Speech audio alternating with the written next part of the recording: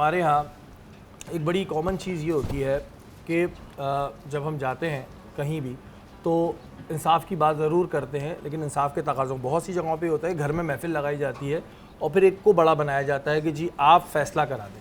ٹھیک ہے، اب فیصلہ کرانے والے کا جھکاؤ اگر دوسری پارٹی کی جانب ہو اور وہ تو کہ نہیں میں تو نیوٹرل ہوں، ایسی صورتحال میں ہم کیا کریں؟ اب ہم نے اس کو بنا دیا کہ نہیں ہمارا فیصلہ آپ کریں گے، لیکن ہمیں سمجھ آ رہا ہے کہ ہماری طرف نہیں ہے، پھر کیا کریں؟ ان اللہ لا يحب الظالمین، اللہ تعالیٰ ظالموں کو پسند نہیں فرماتا. اور ایک چیز اور بھی ہے، کوئی کسی کے ساتھ ظلم کرتا ہے، مثال کے طور پہ کوئی کسی کی، میں آپ کو مثال دے رہا ہوں، میں آپ کی گردن میں اگر 20 کلو kg کا پتھر ڈالوں تو کیا کیفیت ہوگی آپ کی؟ ظاہر تکلیف ہوگی، اور اگر 40 کلو اس سے زیادہ ہوگی اور اگر 100 کلو تو میں گر جاؤں گا، اور اگر 1 ٹن ہو تو مر جاؤں گا، اور اگر 50 ٹن ہو تو پھر بچوں گا ہی نہیں. میں بتا رہا ہوں، میں حدیث بیان کروں گا، اس لیے پوچھ رہا ہوں، میں اس کا مقدمہ بنا رہا ہوں، اس سے آپ سوال کرتے ہیں. اور اگر چاقی کے پہاڑ جتنے آپ کے اوپر ڈال دیے جائے میں نظر ہی نہیں آؤں گا. صحیح ہے. اب سنیے، اللہ کے نبی صلی اللہ علیہ وسلم فرماتے ہیں کوئی کسی کے ساتھ ظلم کرتا اور یا ایک بالش زمین ہتھیاتا ہے، جھکاؤ کی بات کر رہے ہیں، کوئی کسی کے ساتھ ظلم کرتا ہے ایک بالش زمین ہتھیاتا ہے، اللہ کے نبی نے فرمایا 7 زمین توق بنا کے اسے گلے میں ڈال دیا جائے گا. سمجھ سکتے ہیں آپ؟ اور یہ ہمیشہ خالدین فیہا ابدا، جی ظلم کرنے والے پر، زمین ہتھیانے والے پر، لوگوں کی زندگی حرام کرنے والے پر اللہ سبحانہ وتعالیٰ کی حدیث اس طرح کی موجود ہے. اور یہ کسی بھی قسم کا ظلم ہو وَإِنْ سکتا خِفْتُمْ ہے. شِقَاقَ بَيْنِهِمَا فَبَعْثُوا حَكَمًا مِّنْ آلِهِ وَحَكَمًا مِّنْ آلِهَا إِنْ يُرِيدَ إِصْلَاحًا يُوفِقِ اللَّهُ بَيْنَهُمَا إِنَّ اللَّهَ كَانَ عَلِيمًا خَبِيرًا. قرآن کی آیتیں موجود ہیں. اچھا، عدل و انصاف تو یہ تو چلو ایک معاشرے ہو گیا، انسان کو اپنے ساتھ بھی عدل و انصاف کرنا چاہیے. بالکل کرنا چاہیے. کس طرح کرنا چاہیے؟ اپنے ساتھ عدل و انصاف کرنے کا طریقہ کار کیا ہے؟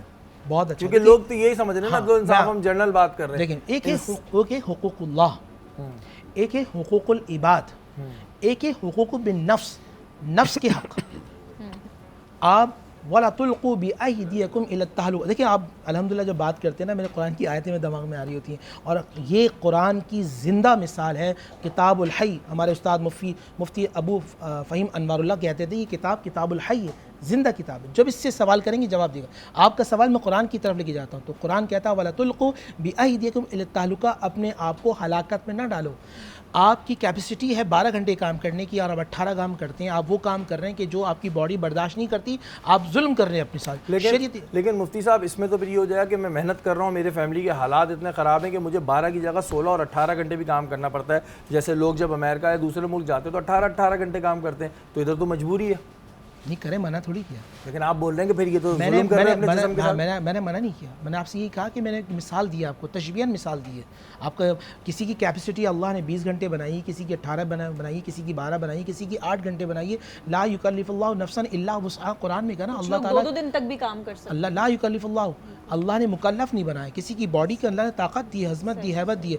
ہاں لیکن آپ جان بوجھ کر اپنی باڈی کے ساتھ ظلم کرتے ہیں تو پھر آپ گناہ گار ہوں گے. آپ اپنی باڈی کے ساتھ اللہ انصاف نہیں کر رہے. یہ آنکھ اللہ نے آپ کو بطور امانت دی ہے، آپ اس کے مالک نہیں ہیں، آپ اس باڈی کے مالک نہیں ہیں، آپ اس ہاتھ پیر کے مالک نہیں ہیں، آپ اس صحت کے مالک نہیں ہیں. آپ جب ظلم کریں گے تو پھر اللہ سبحانہ وتعالیٰ کل قیامت میں آپ کے ساتھ بھی معاملہ کرے گا. یہ سوال میں نے اس پر پوچھا کہ کچھ لوگ اپنے ساتھ ظاہر ذاتی کر رہے ہوتے ہیں تو آپ کا ایک اعضا جو ہے نا وہ بتائے گا پھر آپ کے بارے میں.